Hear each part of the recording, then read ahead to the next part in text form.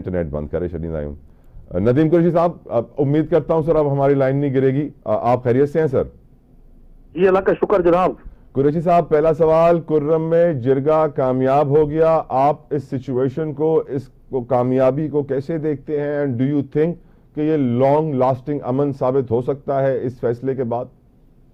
देखिए, एक तो मैं बड़ा खुशाइन समझता हूँ और मैं गवर्नमेंट ऑफ केपी को और उन तमाम मुतल्लिकीन को, पाकिस्तान की फोर्सेस को और जिरगे के तमाम अरकान को कांग्रेचुलेट भी करता हूँ पूरी पाकिस्तानी कौम की तरफ से, क्योंकि हम बुनियादी तौर पे बिला शक व शुबा भाई हैं। हमारे मसले की इख्तलाफ हो सकते हैं लेकिन हम कलमा गो हैं सब लोग। हमें हमारा तो मजहब हमें एक दूसरे को इज्जत और एहतराम देने का दर्स देता है। हमारा दीन तो हमें ये बताता है कि हम अपने भाई के लिए वही पसंद करते हैं जो अपने लिए पसंद करना चाहिए। और मुझे आज बड़ी खुशी है इस बात की, और मैं वो तमाम लोग जो इस फसाद पे, इस सारे इशू के दौरान शहीद हुए, जानों से हाथ धो बैठे, जिनका जान का माल का नुकसान हुआ, मैं उनके साथ भी आप इंतहाई अफसोस का इजहार करता हूँ। और मैं समझता हूँ मुल्क भर में जो ये धरने जारी थे, कराची में भी, मुल्तान में भी और मुल्क के दीगर शहरों में, और पूरा मुल्क क्रॉस में था इस सारी सूरत हाल पर, बड़ी खुश आइन बात है। अल्लाह करेगा। और मुझे बड़ी उम्मीद है, जो शराइत में मीडिया पे देख रहा हूँ, जो जिरगे के अमन जिरगा के अरकान ने मीडिया पे आकर बताया, ये सब लोग मुख्तलिफ शराइत पर मुत्तफिक हो गए हैं और अगर इस शराइत पर अमल दरामद हुआ। मेरे खदशात सुनिए सर, मेरे खदशात सुनिए सर। 70-80 किलोमीटर की सड़क है जो इस वक्त बंद है सर, जो कि अफगान बॉर्डर से बहुत करीब है, और हम ये जानते हैं कि पाकिस्तान ने रिसेंटली अफगान सूबे पख्तिका में भी ऑपरेशन किया था और वहाँ से फिर तशवीश के बयानात भी आए थे, बहुत सारे और स्टेटमेंट्स भी आई थी अफगान हुकूमत की जानिब से। सर, इस 70 से 80 किलोमीटर की सिक्योरिटी तो तभी मुमकिन होगी ना जब बॉर्डर मैनेजमेंट बेहतर हो, और बॉर्डर मैनेजमेंट बेहतर ना होने की वजह से यहाँ पे बड़ा खतरनाक हथियार भी मौजूद है, TTP भी मौजूद है। डोंट यू थिंक जब तक बॉर्डर मैनेजमेंट सही नहीं होगी तब तक ये रोड, ये इलाका मुकम्मल तौर पे महफूज नहीं होगा और लॉन्ग टर्म पे यहाँ पे अमन कायम होना मुश्किल होगा? सर नहीं, आपने बिल्कुल ठीक फरमाया।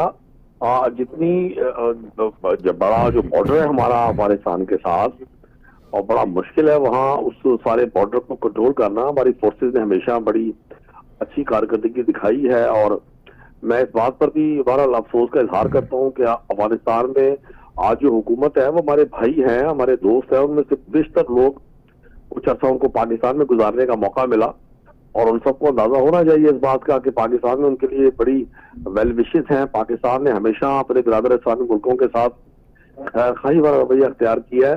तो मैं समझता हूँ अफगान सरकार को उन सारे एलिमेंट्स को जो बॉर्डर के करीब करीब जिन्होंने पनाहगाहें बनाई हुई हैं उनको कंट्रोल करना चाहिए, और पाकिस्तान में जो दहशतगर्दी की नई लहर है इसमें पाकिस्तान की फोर्सेस की मदद करनी चाहिए। यकीनन खदशात मौजूद रहेंगे, लेकिन अगर ये जो फरीकैन है वहाँ अगर वो इस अमन मुआहदे पर मुत्तफिक रहे तो मुझे यकीन है कि थर्ड पार्टी को, आउटर बॉडी को दरमियान में अपने अज़ाइम पूरे करने का मौका नहीं मिल सकेगा। और आज एक बड़ी खुश आइन समझा गया है साल के पहले दिन इस खबर को, और यकीनन जो मुआशी अदम एहकाम मुल्क में उसकी बुनियादी वजह तो यही है कि मुआशरे में डिफरेंट जो कंपोनेंट्स हैं उनमें बदगुमानी है, लोग इस पूरे सिस्टम से मुतनफिर हैं, लोगों का हुकूमत वक्त पर एतबार नहीं है। लोग जब इदारों से, निज़ाम अदल से, हुकूमतों से मुतनफिर हो जाते हैं तो फिर अपने फैसले खुद करते हैं।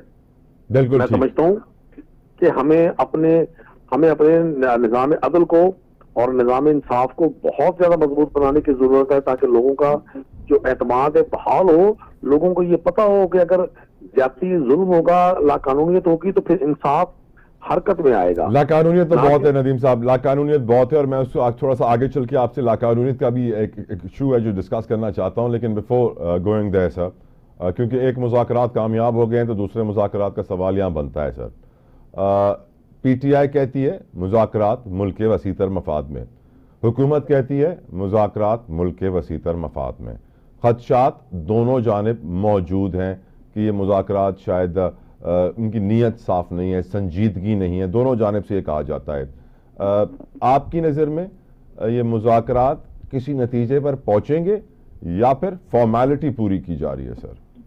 دیکھیں, آپ کی طرح پوری قوم کی طرح میں بھی منتظر ہوں, لیکن اس میں جو اہم ترین بات یہ ہے کہ اگر یہ مذاکرات کامیاب نہیں ہو پاتے, اور میں ان مذاکرات کی کامیابی کی جو کنجی ہے وہ سمجھتا ہوں حکومت وقت کے پاس ہے بھی یہ نیچرل کہ جو لوگ جن کے پاس اختیارات ہوتے ہیں, جن کے پاس پوری سرکاری مشینری کو استعمال کرنے کی طاقت ہوتی ہے, ان کے ہاں نرمی, ان کے رویے میں لچک, ان کا بیک فٹ پہ جانا زیادہ اہم ہوتا ہے.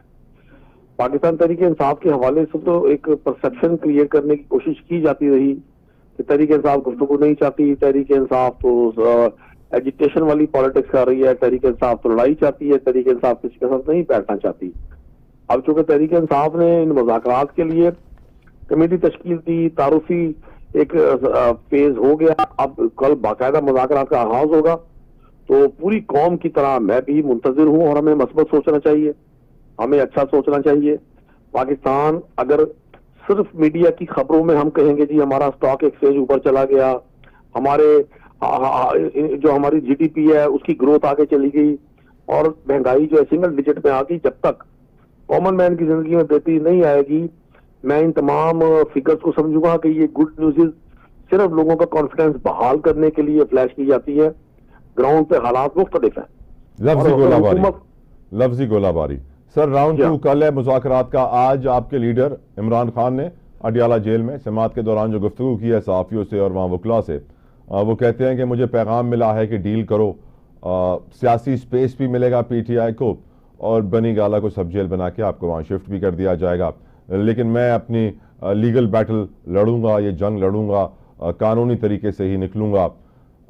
سر آپ کو نہیں لگتا کہ جس ملک میں سیاست کا جو معیار ہے وہ ہمارے سامنے ہے, جس ملک میں عدلیہ کا جو معیار ہے وہ ہمارے سامنے ہے, عدالتوں کا معیار سامنے ہے, وہاں پہ اس کو ہم سیاسی بصیرت نہیں کہہ سکتے کہ جب سیاسی لیڈر جو اسیری میں ہو, جیل میں ہو, معلوم ہو کہ اس کے اوپر کس نوعیت کی کیسز کس طرح بنائے جا رہے ہیں, وہ ڈیل کر کے نکلے گا تو بہتر اپنی جنگ نہیں لڑ پائے گا, نہ کہ یہ کہہ کر کے میں ڈیل نہیں کروں گا. سر دیکھیں, میں آپ سے گزارش کرتا ہوں, ڈیل کے حوالے سے جو ایک عام آدمی کے ذہن میں تاثر ہے وہی خان صاحب کے ہے.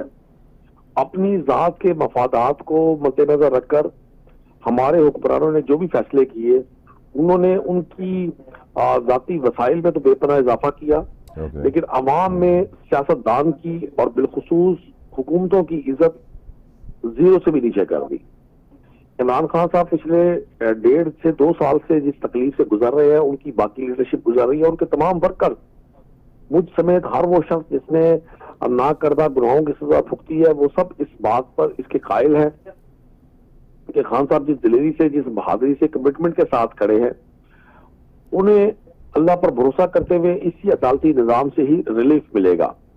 اور اگر ہم بھی نواز شریف صاحب کی طرح اور پیپلز پارٹی کی لیڈرشپ کی طرح اپنے ذاتی مفادات کو مد نظر رکھتے ہوئے بیک کرتے ہیں, ہم ریورس گیئر لگاتے ہیں, تو میں نہیں سمجھتا کہ عوام کا جو اعتماد آج تحریک انصاف کو حاصل ہے, عوام اگر کسی ایک شخص کو اپنا لیڈر تصور کرتی ہے, ایک شخص کو جس پر اعتبار کرتی ہے, ایک شخص جو ان کی امیدوں کا مرکز ہے, تو وہ اس امیدوں کو ٹوٹنے سے بچانے کے لیے خان صاحب ساری اسٹرگل کر رہے ہیں.